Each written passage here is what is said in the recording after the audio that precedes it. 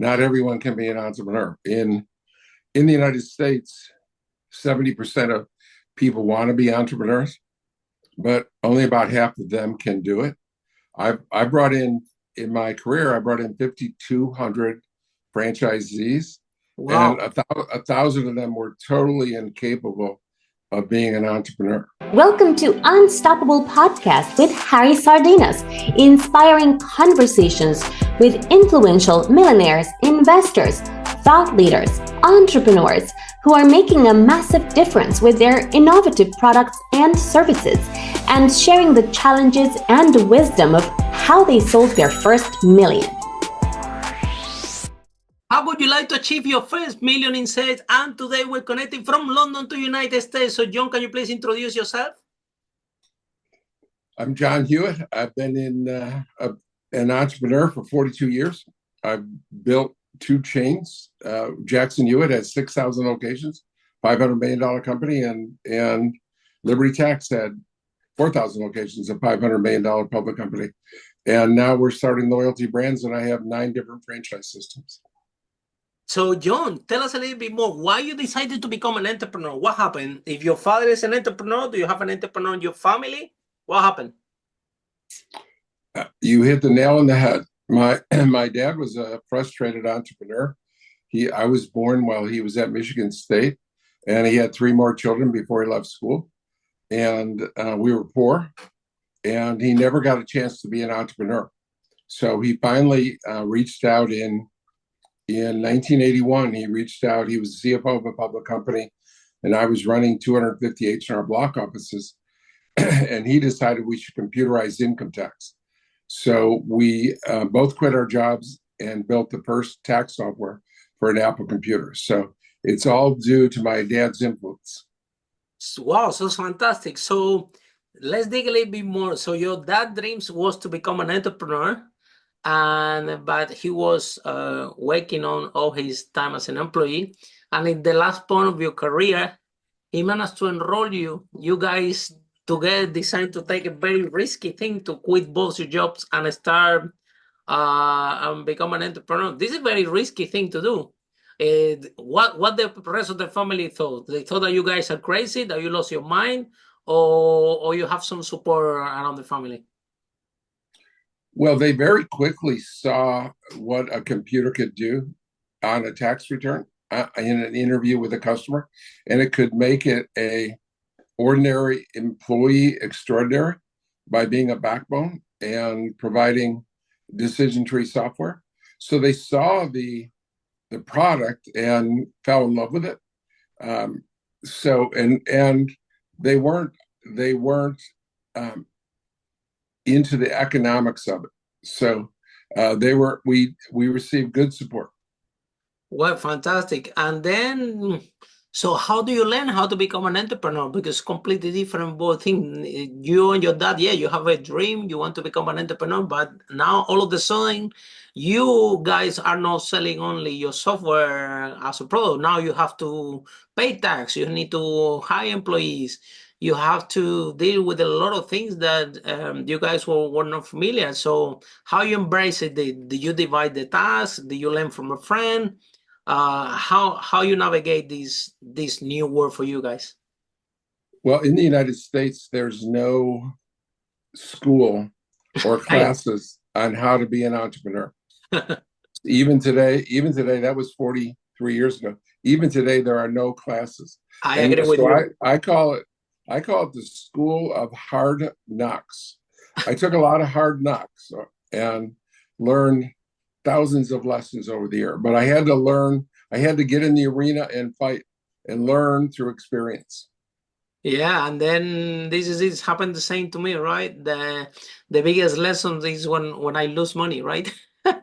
every time that you lose money, you say, oh, this was a mistake in business. We have to work on that, right? And I shared a lot with entrepreneurs here, right? That they say, okay, I want to do a master in business and administration, and I always tell them, listen, right, the best use of these 60,000 I'm going to spend a year is if you open a restaurant, because I did open a restaurant and lost over 200,000, but I learned my biggest lesson in business out of this. We can call it failure, right? So, what do you think, John? Do you think that entrepreneur and we are starting from the hypothesis, right, that everyone can be an entrepreneur, because an entrepreneur is not a talent base, it's a skill base. It's like driving, meaning the more you practice, the better you become. Do you think that this is true, that anyone can be an entrepreneur? They just need to go to all the hard work that is required to develop the skill? Or do you think that the same talent is required to be an entrepreneur? That's totally false. Not everyone can be an entrepreneur. In the United States, 70% of people want to be entrepreneurs, but only about half of them can do it. I brought in my career, I brought in 5,200 franchisees. Wow. And 1,000 of them were totally incapable of being an entrepreneur. They either didn't have the risk tolerance, they didn't have the self-starting. Even though they were a business owner, they didn't act like a business owner. They didn't understand these 10 simple 2-letter words, the most important 10 2-letter words in everything, including being an entrepreneur. If it is to be, it is up to me. Exactly. Yeah. And then, John, so how was it? So was your dad happy once the business took off? Absolutely. I've created over 1,000 millionaires. So, wow. Yeah, what my job is to create a system of doing business that's best in the industry. I've been doing that for 55 years. I fondly call myself the great grandfather of franchise, because I can call myself a great grandfather now because I have 5 great grandchildren. So, John, out of these franchises, do you have still one of them is related with technology, or they are all service based? In 2024, technology is in everything. Everywhere. I agree with you. So basically, all the 5 of the franchise that you guys run, they have a high component of technology, which is actually your strong suit, right? Right. Remember, I started technology with my dad. I know. Yeah. 1981, 43 years ago. So we were leaders in technology 43 years ago. Okay, now let's dig into this show, because there are certain stereotypes, and as you know, right? The richest people in the world, they are most of them are technology companies, right?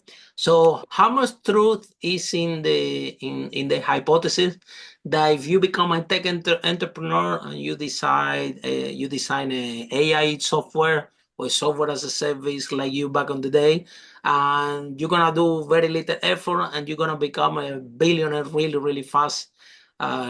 How much truth is, because you have several franchises.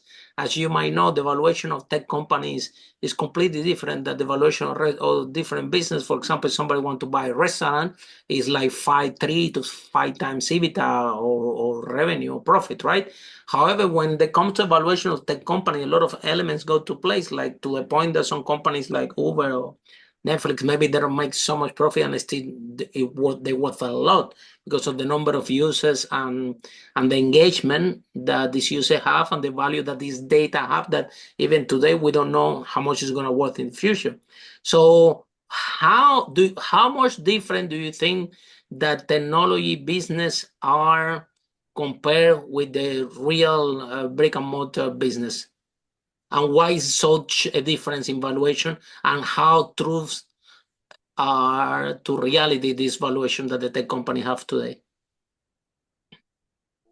Well, I was there in 2000 when technology crashed. Mm-hmm. I was doing a demonstration to raise money for Liberty Tax when we were worth about $3 million and went on to become worth $500 million 10 years later. But Wow. I was at a seminar or at a show in Baltimore where there was about 100 companies showing. And that right across from me was a company called balls.com. And they had technology. They sold every kind of ball, volleyball, baseball, football, and they raised $50 million on an online company called balls.com. And my company raised nothing. And my company went on to become worth $500 million, and their company went down to zero very quickly. Oh, wow. So technology is one thing, but you have to satisfy a customer's need. Right? I mean, is Amazon a technology company or a wholesaler? I mean, a huge online retailer, right? Exactly. A retailer. Is Walmart is trying to get, considers Amazon a threat. And so there are companies that have, is Facebook a software company, or are they a place where you meet? So it's not, you can't have technology by itself. It has to fill a need for the consumer. Yeah. So why do you think, John, that for some venture capitalists, they get more attractive to the sound that, oh, this business is going to do X, Y, and Z, right? And for example, yours, you did have a solid business. It was very investable. Back then, you have a proof because you guys managed to sell it. The valuation went to 500 million after, so it was something solid. So what do you think that was the why they didn't see your vision, guys, and they went for something that people that have nothing in the back? And we see this, John, again and again now with the cryptocurrency, with the blockchain. Again, venture capitalists and VC go there following the dream, following this unicorn, and they throw millions of dollars where nothing is behind. And the solid company that actually have something, a service that can add value, they put in a lot of restriction. Nowadays we see the same thing, right? Nowadays, even if you have a product, right, the venture capital is asking so much now from the startup owner. They want traction, they want product market fit, they want so many things because they have been they have lost a lot of money. So now they're putting a lot of barriers for actually young people like you that actually have a product at the beginning, that have something behind, and because it's tough to build it by yourself, right? Exactly. And it comes from a desire for them to make money and make it fast. And they're not thinking 10 years from now. They're thinking, I need to score. I need to have a 10-bagger in 5 years. And especially so in the US, you guys want to go big. Yeah? They look for sizzle. And all of the people they send out to investigate are under 35 years old. And those people are involved in technology. And so it's the people that make the initial inquiry are always kids, right? And typically not far from being out of school. And they're taught to look for something that's exciting and something that can have an incredibly fast return. Follow us for more interviews with world's most influential, audacious entrepreneurs that overcame challenges and adversity, providing you with the blueprint of how they sold their first million so you can grow your business exponentially.